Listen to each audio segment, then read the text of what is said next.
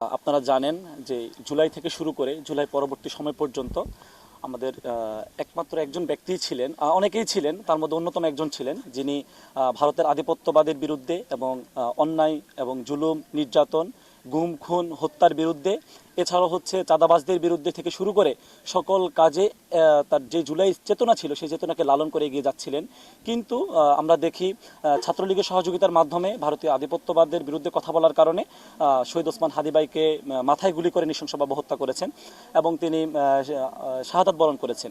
তার এই পরিপ্রেক্ষিতে আমরা গোপালগঞ্জ বিজ্ঞান ও প্রযুক্তি বিশ্ববিদ্যালয়ের শিক্ষার্থীরা বিক্ষোভ মিছিল করেছি। আজকে আমরা বাদ জুমা আমাদের কেন্দ্রীয় জামে মসজিদে সকল শিক্ষার্থীদেরকে নিয়ে আমরা দোয়া করেছি আল্লাহর কাছে যেন আল্লাহ। নতুন এবং ফিরে আসা গ্রাহকদের জন্য নগদে চলছে ক্যাশব্যাক সহ প্রতিদিন হাজারো উপহার জেতার সুযোগ। হবে আশা আর ফেরা, সারপ্রাইজ সেরা। শহীদ আত্মার মাগফিরাত কামনা করে এবং তাকে জান্নাতবাসী করেন। এছাড়া হচ্ছে আমরা আমাদের যে এই ক্যাম্পাসেরই যে একটা মেইন চত্বর, মেইন গেটের অপোজিট পাশেই সামনেই, সেখানে জয় বাংলা চত্বর নামে এতদিন পরিচিত ছিল, তার নাম আমরা শহীদ হাদি চত্বর হিসাবে ঘোষণা করেছি, আজকে আমার নাম পলক করেছি।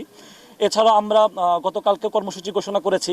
আমরা এই বিশ্ববিদ্যালয়ের এখনো পর্যন্ত বিভিন্ন কর্নারগুলো আছে, শেখ মুজিবের নামে বঙ্গবন্ধু কর্নার চালু আছে, যেগুলোতে হচ্ছে বঙ্গবন্ধুর বিভিন্ন রকম ফ্যাসিস্ট যে বইগুলোকে সমর্থন করেছে সেই সমর্থিত বইগুলো পড়ানো হয় এবং বইগুলো আছে। আমরা সেই বইগুলো অপসারণের জন্য আমরা কর্মসূচি দিয়েছি এবং আমরা এটা বিশ্ববিদ্যালয় প্রশাসনকে নজরদারি করেছি এবং তাদেরকে আমরা বলেছি যে আলটিমেটাম দিয়েছে 48 ঘন্টার, এর মধ্যে রবিবার কর্মদিবস, এই কর্মদিবসের মধ্যে যেন এগুলো অপসারণ করা হয়। এবং কি হচ্ছে আমরা এই বিশ্ববিদ্যালয়ের 48 ঘন্টা আরও একটি কর্মসূচি দিয়েছি প্রশাসনের কাছে, সেটি হচ্ছে আমাদের এই বিশ্ববিদ্যালয়ের যখন জুলাই আন্দোলন হয়, জুলাই আন্দোলনে অনেক শিক্ষকরা আছেন এবং কর্মকর্তারা আছেন যারা হচ্ছে জুলাইয়ের বিরুদ্ধে কথা বলেছেন এবং পরবর্তী সময়ে যখন ফ্যাসিস্ট হাসিনার রায় হয়, ফাঁসির রায় হয়, সেই ফাঁসির রায়ের বিরুদ্ধে গিয়ে তারা পিটিশনে স্বাক্ষর করেছে, অর্থাৎ জুলাই আন্দোলনকে তারা অস্বীকার করেছেন এবং সেই ফ্যাসিস্ট হাসিনার পক্ষ নিয়ে তারা পিটিশনে স্বাক্ষর করেছেন। এর মধ্যে 6 জন শিক্ষকের নাম এসেছে এবং এই শিক্ষকদেরকে অতি দ্রুত অপসারণের জন্য আমরা 48 ঘন্টা আলটিমেটাম দিয়েছি।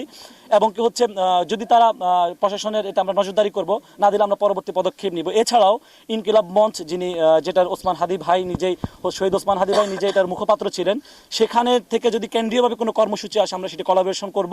আমরা সেই কর্মসূচির আলোকে, কেন্দ্রীয় কর্মসূচির আলোকে আমরা বাকি কর্মসূচিগুলো আমাদের গোপালগঞ্জ বিজ্ঞান ও প্রযুক্তি বিশ্ববিদ্যালয় ক্যাম্পাসে আমরা বাস্তবায়ন করব ইনশাআল্লাহ।